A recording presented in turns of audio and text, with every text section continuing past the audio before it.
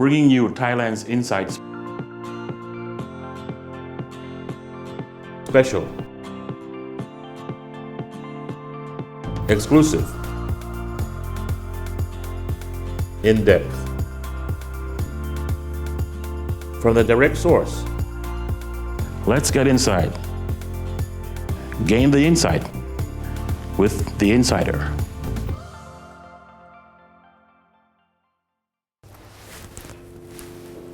Sawasdee krab, Trustbijie, and welcome to a special episode of The Insider.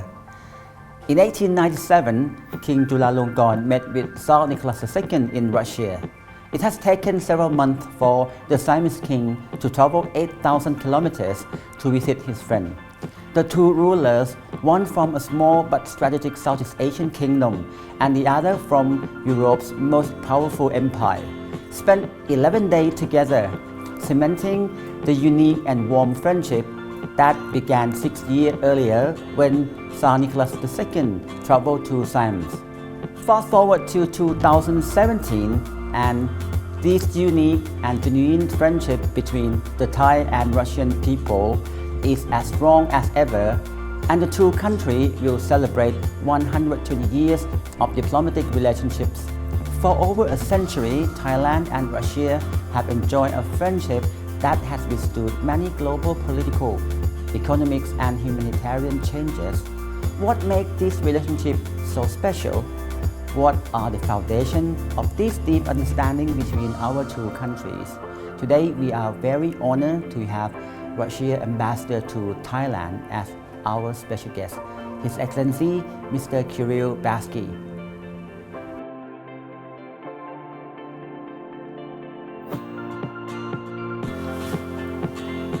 Sawasdee krab, Excellency. Spasiba for joining us. What makes our two countries become so close?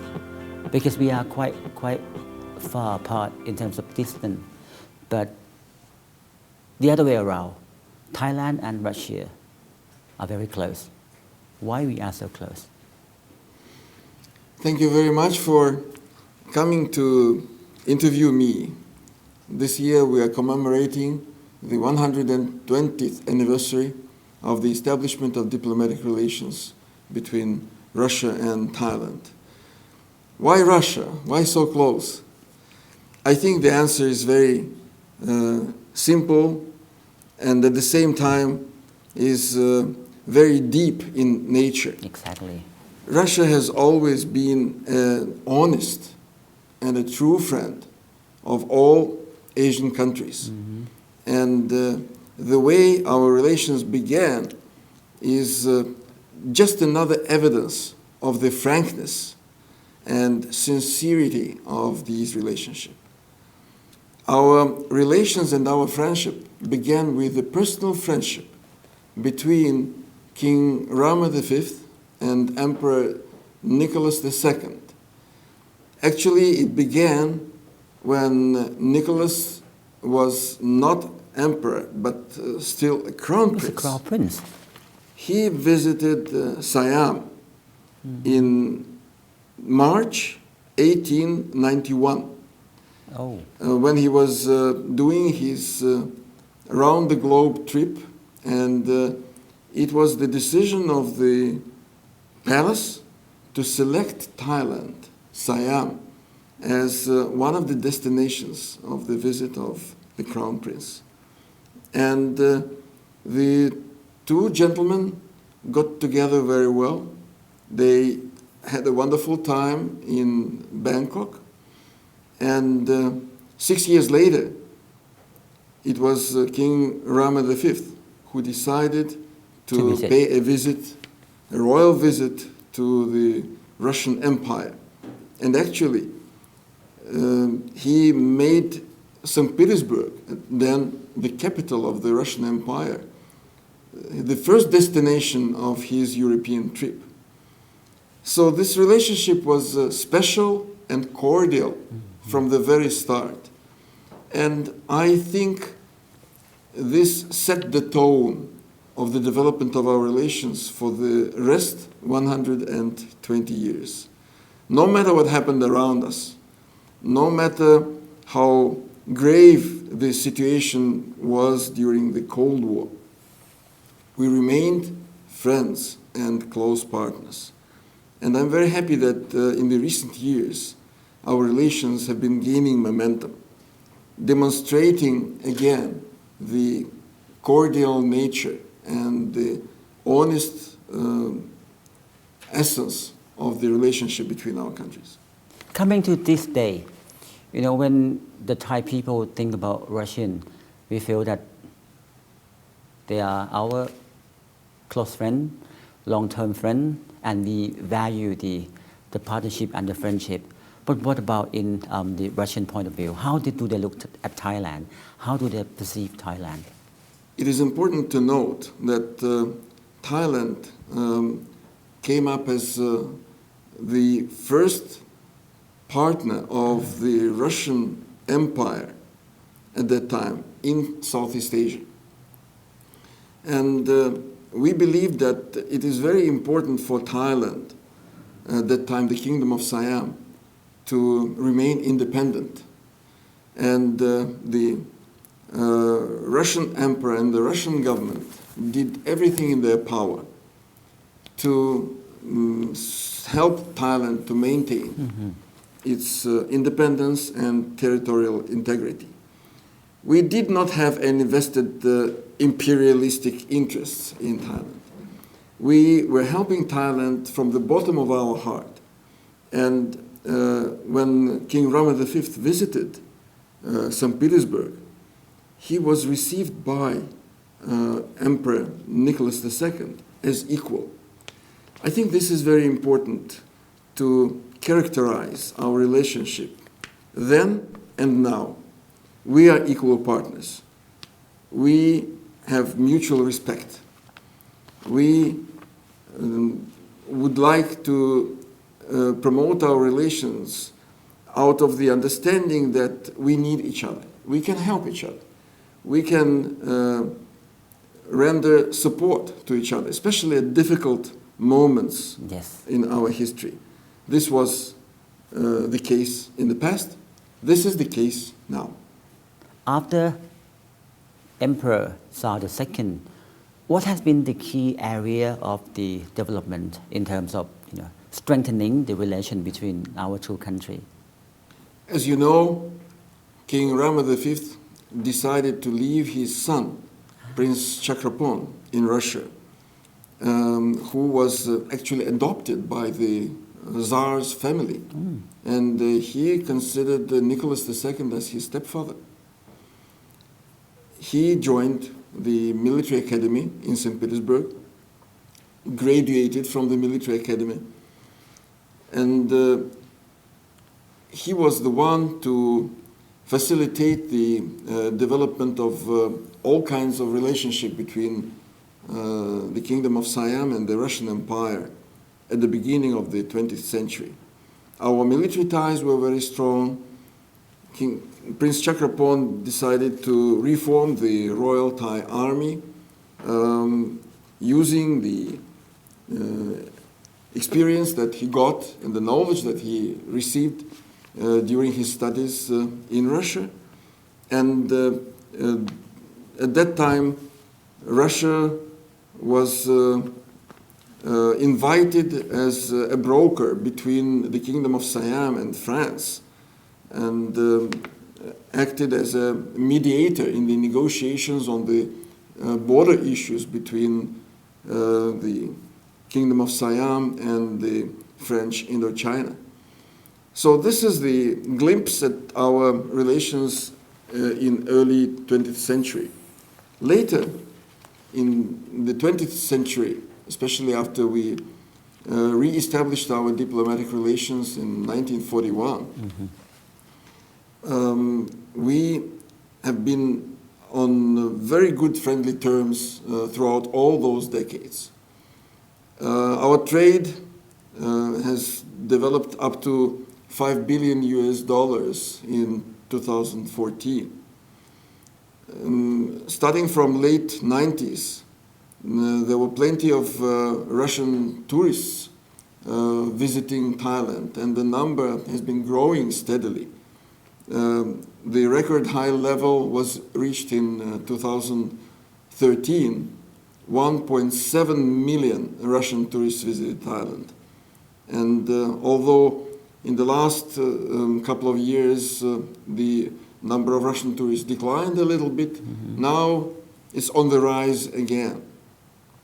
So this is how our practical relations developed in the last years. But starting from 2014, the leaders of the two countries took a strategic decision to intensify dialogue and cooperation between our two nations on many fronts: political dialogue, economic cooperation, trade relations, cultural exchanges, foreign policy coordination, people-to-people contacts, just to name a few.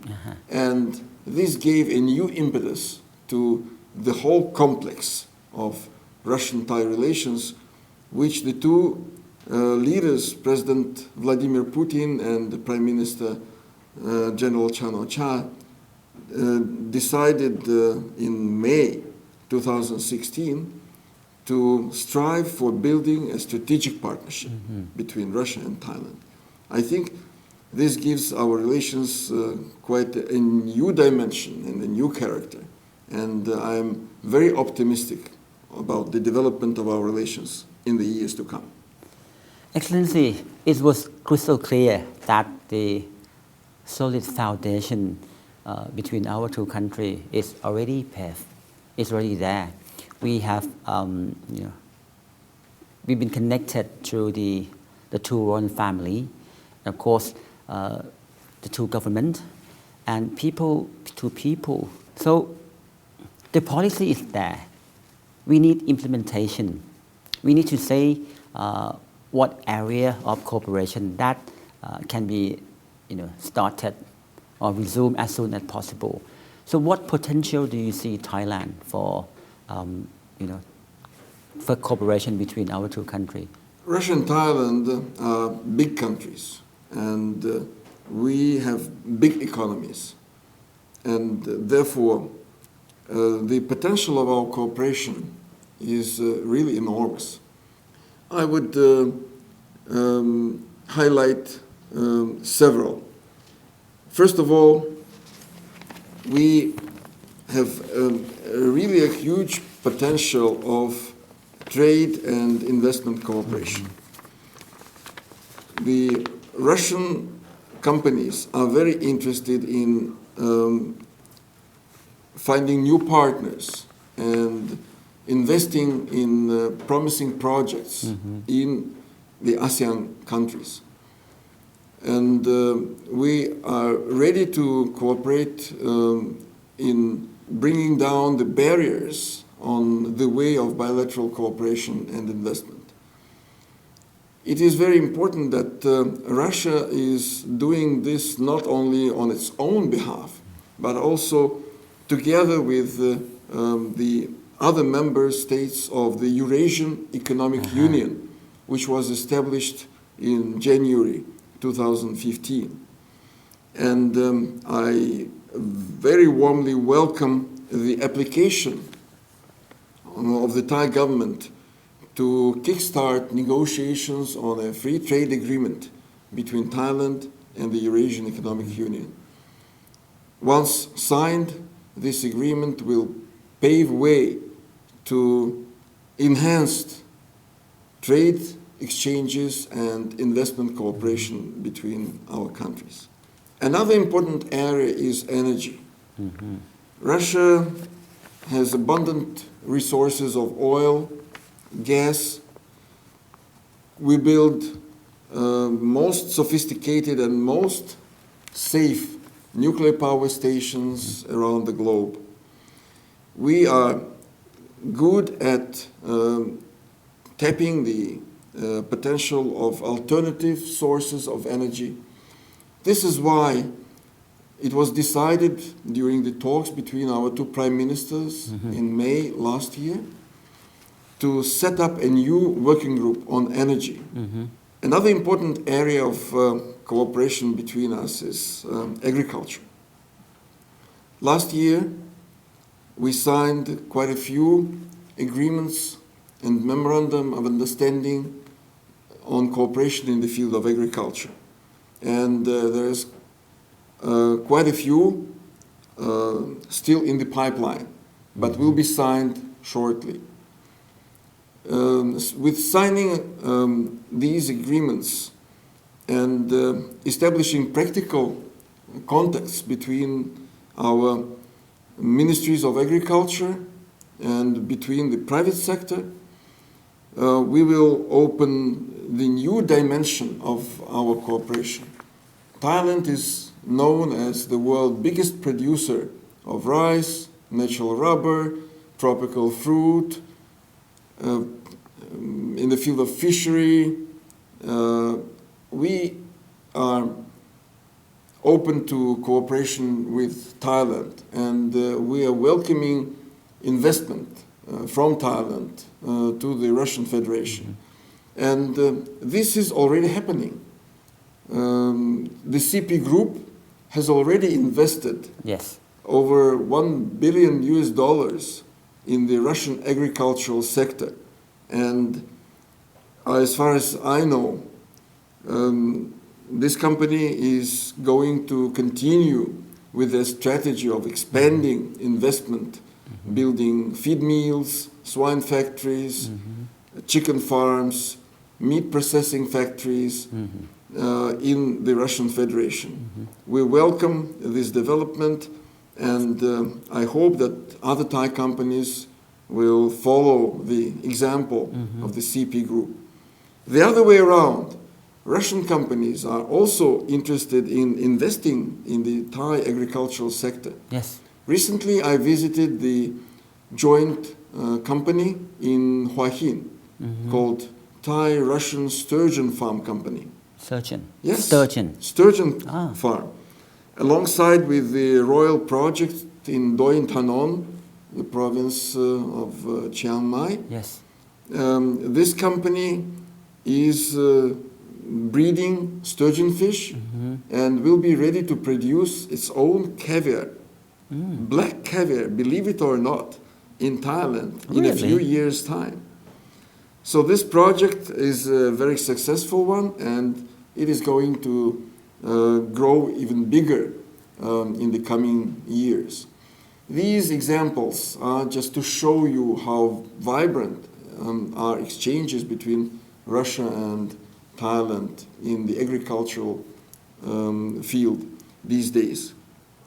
Yet another area of our cooperation is science, technology, and innovations. That's very important. We have a lot to give to Thailand, offering our technology, our know-how, and also working together with the Thai science parks and scientific research centers to produce new sophisticated commodities which can be sold in Thailand, in other ASEAN countries, as well as in the global markets. We are preparing a draft intergovernmental agreement on cooperation in science, technology, and innovations, alongside with the program of science and technology cooperation.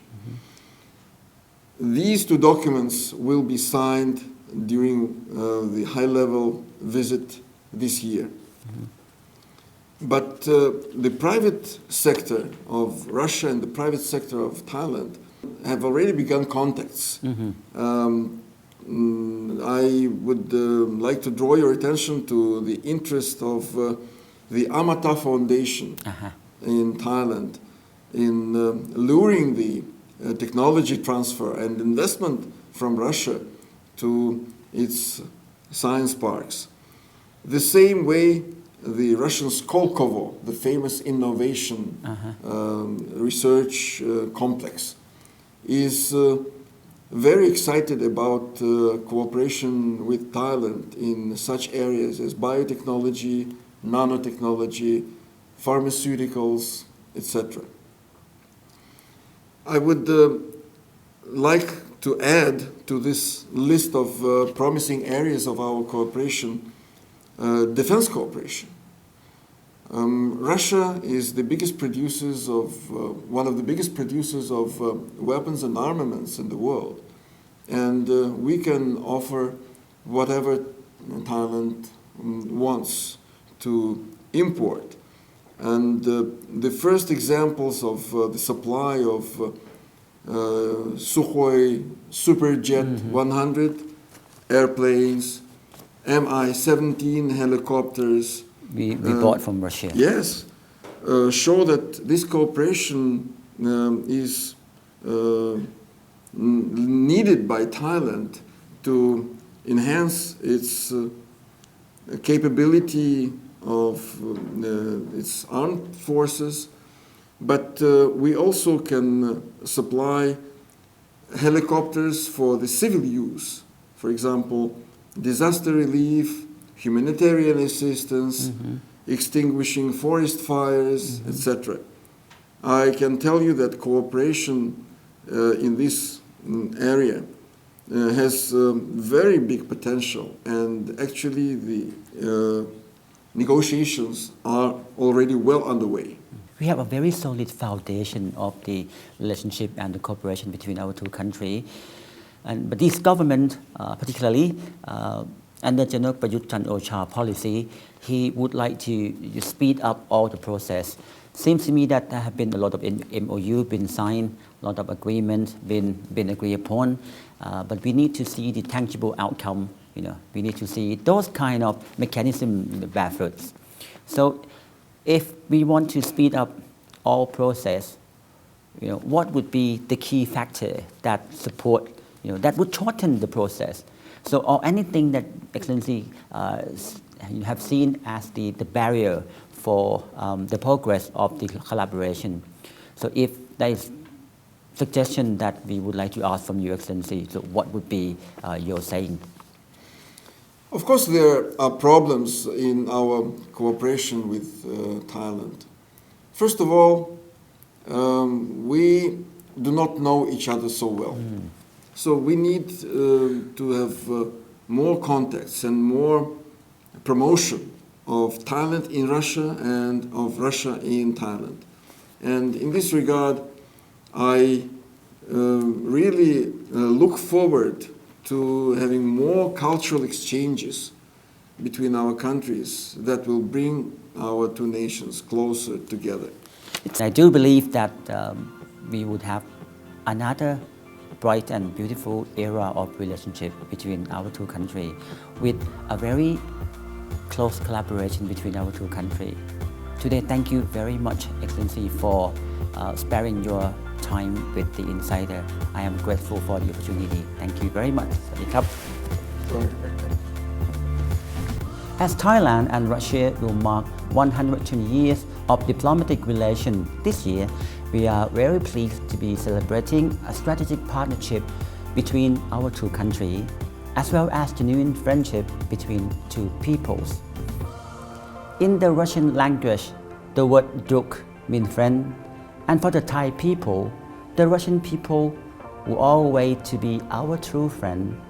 As the ambassador has told us today, Thailand and Russia have been a good friend through the good times and the bad times. And as the world is set to go through even more complex challenges in the years ahead, we are delighted to cherish this special friendship with our Russian friends. Spasiba, and thank you for watching The Insider. Please stay tuned for the next episode. สวัสดีครับ